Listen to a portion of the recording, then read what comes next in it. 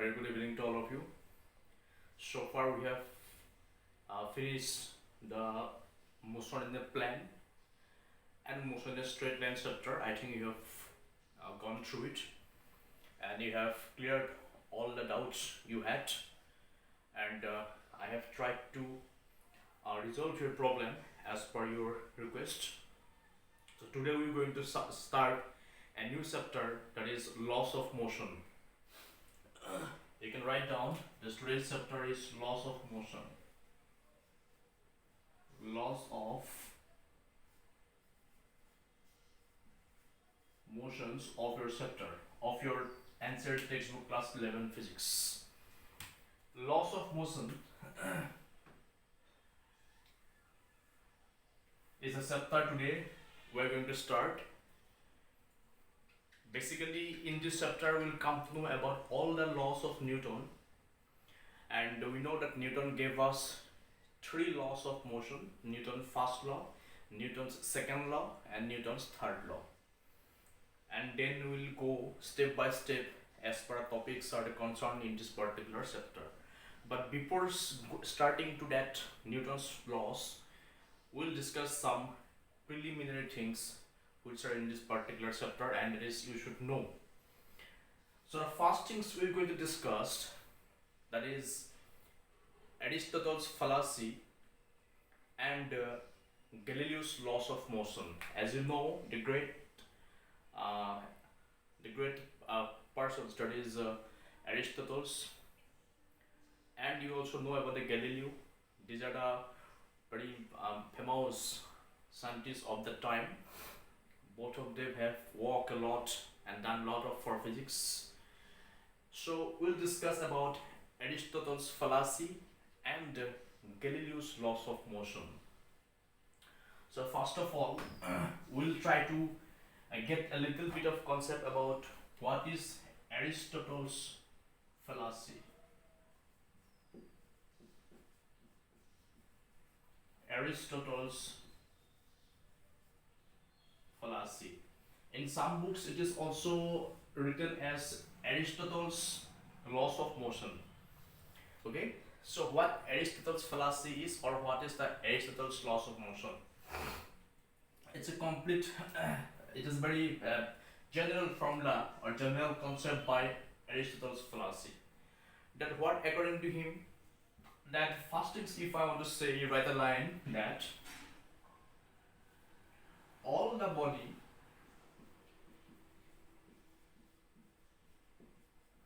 bodies on the earth, all the body on the earth surface have a natural tendency, okay, have a natural tendency to be at rest. This was the first observations, or this is the first laws given by Aristotle. So what he told, that all the bodies on the earth surface have a natural tendency to be at rest. Remember the last line, natural tendency to be at rest. How we can come to know about this particular concept? That all the body, those are available in the earth surface, everybody have a natural tendency to stay at rest or to be at rest. If I consider, suppose I am considering this is the surface, and here I have kept a ball.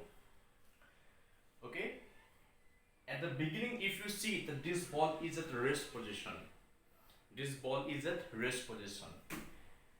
but if we apply here some amount of force F, I am applying here some amount of force F. Once I apply the force, then this body will start moving. Am I clear? That means it will change its position. Suppose its position was A before applying the force F, and after applying the force F, it has got the position B. That means it has changed its position, hence As a result of the applications of F force, this body has got some amount of motion.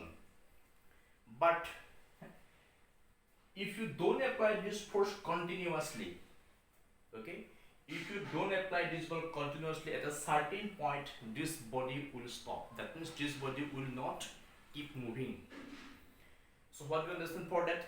That means that body has got a natural tendency to be at rest. That means if I am standing here and if you apply force on me, I am keep going in a motion until you keep applying the force on me. Once you stop applying the force, gradually I will also stop moving. So same things is taking place in this particular phenomenon also. Once you keep applying this force, then only this body will keep moving ahead. Once you stop applying the force F, this body will also gradually stop at a particular point. That is according to Aristotle, that is the tendency of a body to be at rest. Second thing what you observe, as I just told you, that if we keep applying a force continuously on this body, then this body will keep moving. Am I clear? That means the second thing he told us, that if a continuous force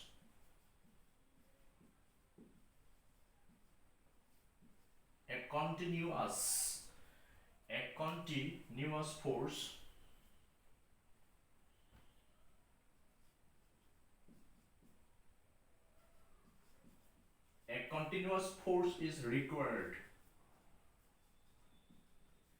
A continuous force is required in order to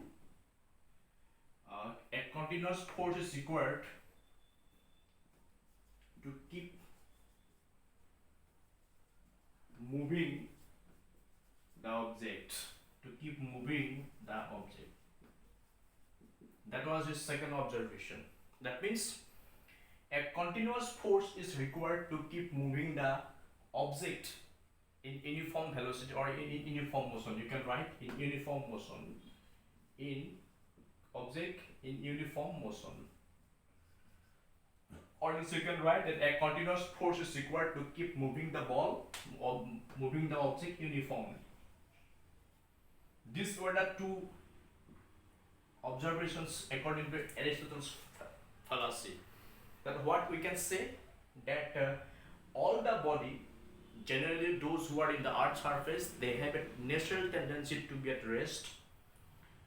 And number two, if you keep applying the force continuously, then the body will keep moving uniformly. That means a continuous force is required to keep moving the object uniformly.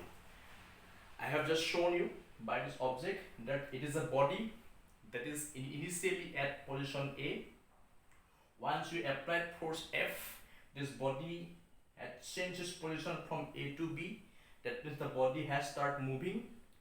But once you stop applying this force, then this body will also be stop moving, or this body will stop at a particular point. Okay. And secondly, if you keep applying this particular force F continuously, then this body will also keep moving in a uniform motion or uniformly. That was the Aristotle's fallacy or Aristotle's laws of motion. But then one man came, that is Galileo. Galileo proved that Aristotle's fallacy was wrong. How he proved that Aristotle's fallacy was wrong? Let's see by the help of an example. So if I write it, what we found according to Aristotle's fallacy, that we found, if I consider, that was a plane surface I considered, and simply we kept an object here and we applied F force in order to keep moving this object from a position A to position B. Now continuous motion is possible only for the applications of continuous force. Am I clear? And at a certain point, we also found that if we don't apply the force continuously, then the body will stop at a particular point. And those property was rest position. That means, according to Aristotle, he confirmed that that body will have a natural tendency. But when in this surface, when this body is moving, once we apply the force F, then one opposite force act on this body. Am I clear? Suppose this is the surface of the surface, and this is the object we have placed, and once we apply force F, at the same time an opposite force also act over the body, which decreases the motion, or which decreases the motion of the body, hence which also helps, which also force to stop this motion of the object, that is called friction. Am I clear? That is one disturbing force act. So once this body will stop, this body will also stop because of this particular opposite force, that is friction. And this was told by Galileo. That means Galileo denied the previous formula given by Aristotle. What do you want to prove? That a body in the earth's surface does not have the natural tendency to be at rest, but it happens due to the opposite force, that is friction. Is that clear? What Galileo told against the Aristotle's fallacy, he told that a body does not have a natural tendency to be at rest, but the body becomes at rest. A moving body becomes at rest position due to the opposite force act on it, that is friction. That was Galileo's observation. So if we take an example of, if we go by taking another example of Galileo's experiment or Galileo's law, what was it? You write down that Galileo's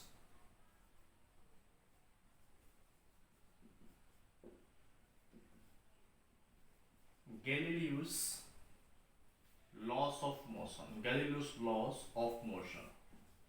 You can write Galileo's laws of motion. I have already told you that Galileo denied, or Galileo proved that Aristotle's fallacy as wrong. Okay, so what does Galileo did in his experiment, and how he proved that a body that is on Earth's surface does not have a natural tendency to be at rest. Hence, it becomes at rest position due to the opposite force acting on it, that is friction. So what he did? He did an experiment by taking two inclined surface. Like that, he took two inclined surface. This is the inclined surface he considered. Okay, this is the two inclined surface. Say, he took two inclined surface. Then he released a body from this particular point. Okay, when he released this body from this particular point, and he observed that if this body is coming downward, then it accelerates. Am I clear? When this body is coming in this direction, it accelerates. Once this body go to the second inclined surface, once this body goes to the second inclined surface, it deaccelerates. Remember, it's deaccelerates. That means if you consider two inclined surface like that, then in the first inclined surface from where body will be released, then the body accelerates, and the second inclined surface the body deaccelerates. And he observed that this height, he also observed that, and if you consider this is the plane surface, this is the plane where the inclined surface we have considered to be. Now in this case, suppose this is the height. That means in this case, if you measured the height, this height was, suppose this is the height is h, and this height is also h. That means height was similar. That means once this body was released from where? If the body was released from the edge height, the body will also arrive at edge height. When the height of this body is equal, once their inclination is same. Remember, this is the angle of inclination with respect to the surface. If the angle of inclinations of both the inclined surface are same, then only the body will be at same height. From where you released, that height will be same, and from up to where it will reach, that height will be similar. When? If the angle of inclinations are similar. But if I decrease the angle of inclination gradually, what will happen? Suppose I am going to decrease the angle of inclinations. As you can see here, now I have decreased this inclined surface. Then what will happen? Then also he observed that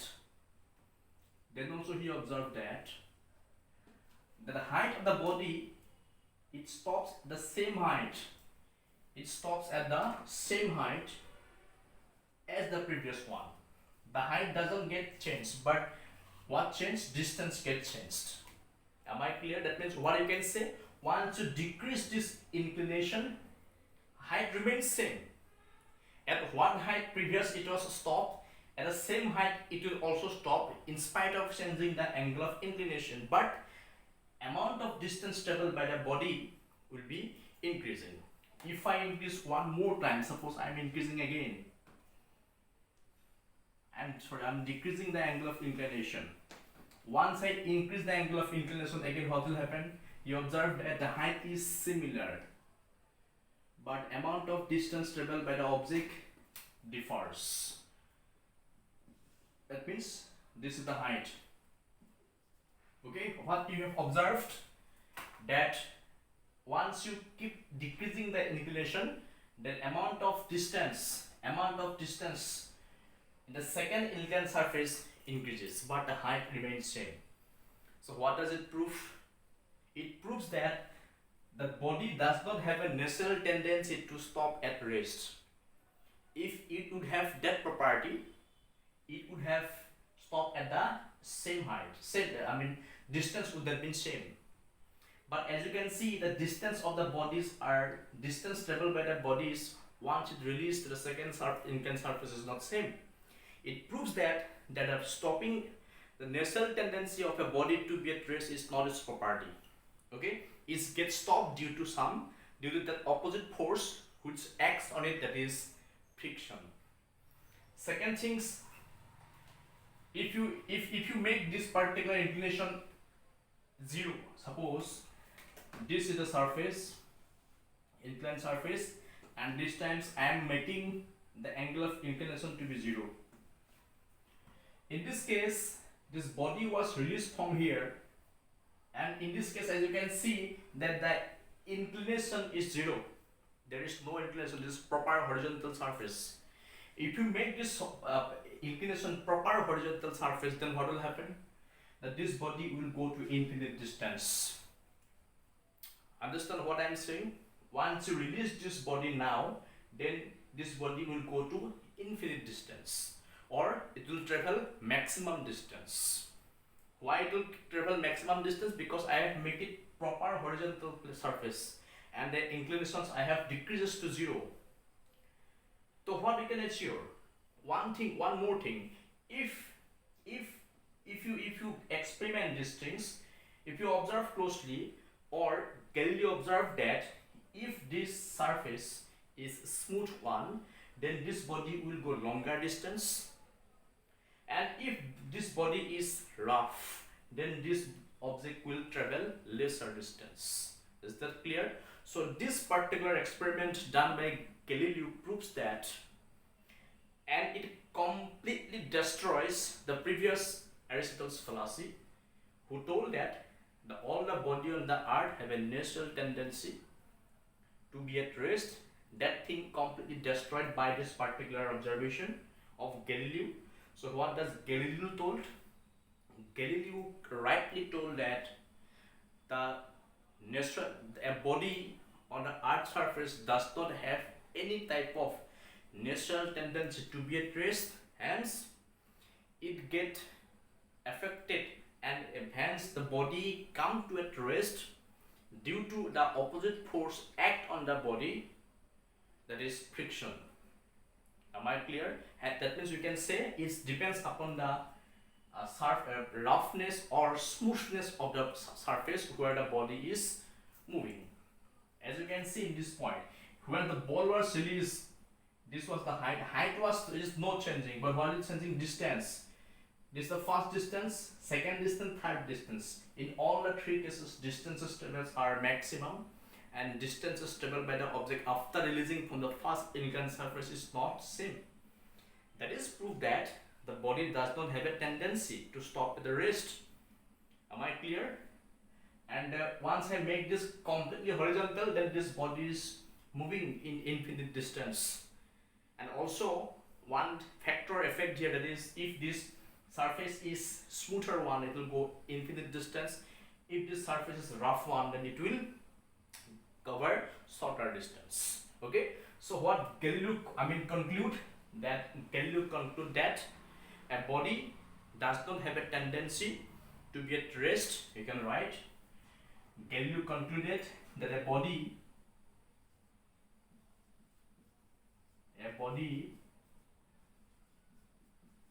does not have a property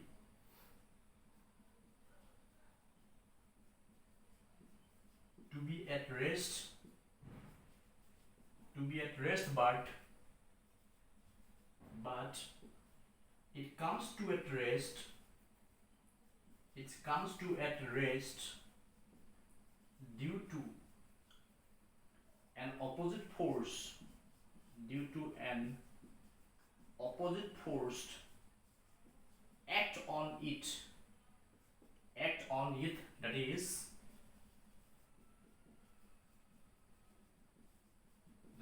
friction. That is the important point of the Galileo's observation. A body does not have a property to be at rest, but it comes to at rest due to an opposite force act on it, that is friction. That was the Galileo's observation. So as you can see that Galileo proof that Aristotle fallacy as wrong one. So that is the introductions of this particular chapter. In the next classes we will start going by Newton's first and second law listings. So this is an important concept, you please note it down. In the next class we will come back with another new topic. Thank you.